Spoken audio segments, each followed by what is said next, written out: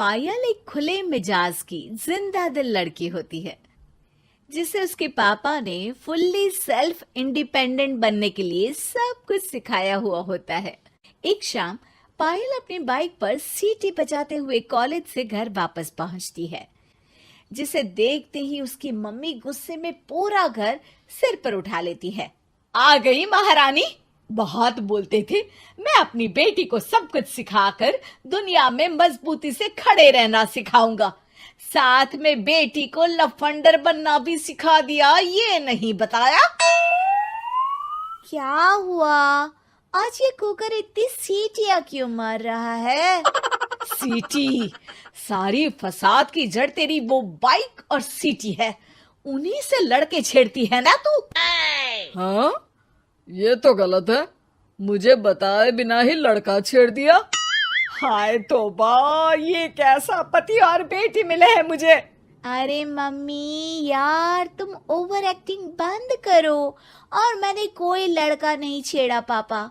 Shit यार। अच्छा mummy, आप पहले मुझे ये बताओ कि आपको ये सब बेकार बातें बताता कौन है? अच्छा, तूने कोई लड़का नहीं छेड़ा? अरे वही शर्मा आंटी, वही बताती रहती है, पर उसकी खबर तो मैं खुद ले लूंगी।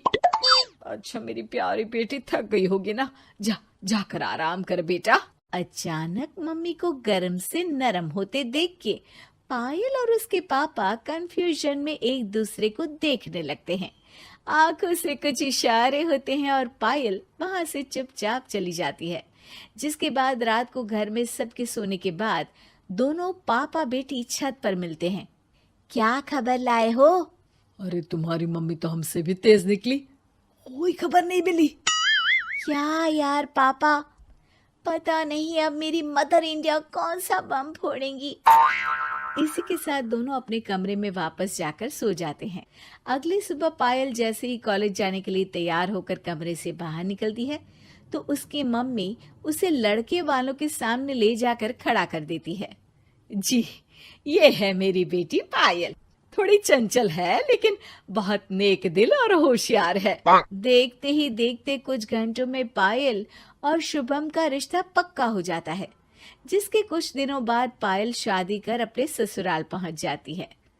सोचा था मम्मी कोई बम फोड़ेंगी, पर उन्होंने तो सीधा मुझे उम्र कैद की सजा ही दे दी।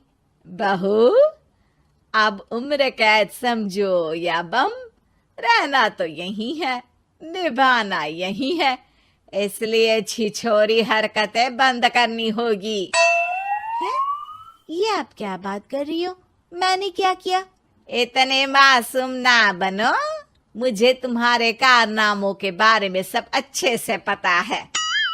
ऐसा बोलकर सास तो वहां से चली जाती है, लेकिन पायल सोच में पड़ी वहीं खड़ी रह जाती है। जिस पर शुभम उसके पास आता है।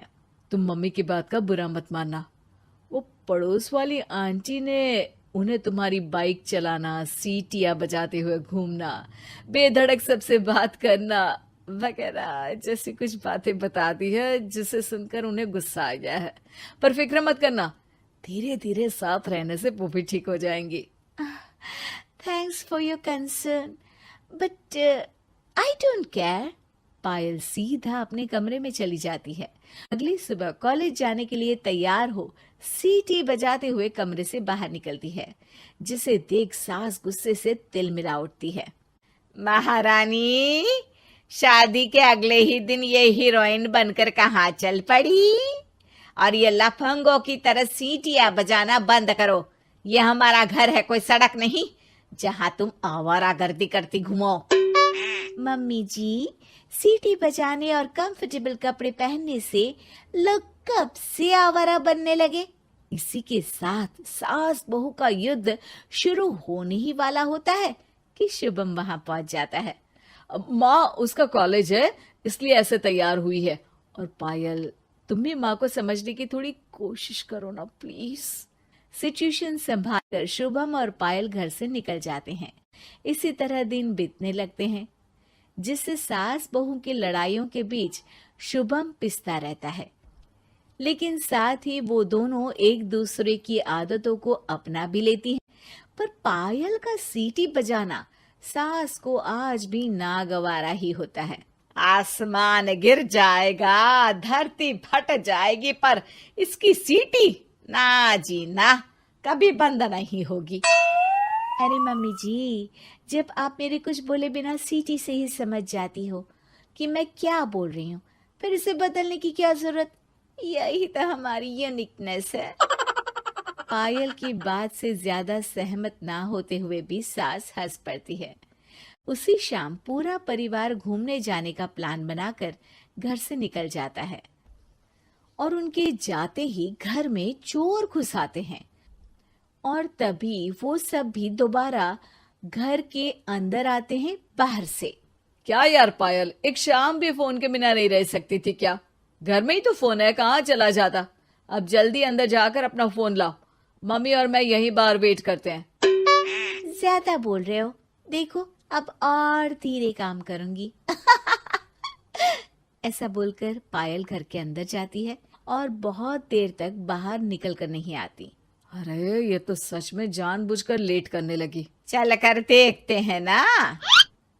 दोनों जैसे ही मेन डोर के नजदीक पहुंचते हैं, उन्हें पायल के सीटी बजाने की आवाज सुनाई देती है। हमें लेट करके खुद मजे से बैठी सीटियां बजा रही है। अरे गधे, ये मजा नहीं सजा है, जल्दी से पुलिस को फोन कर।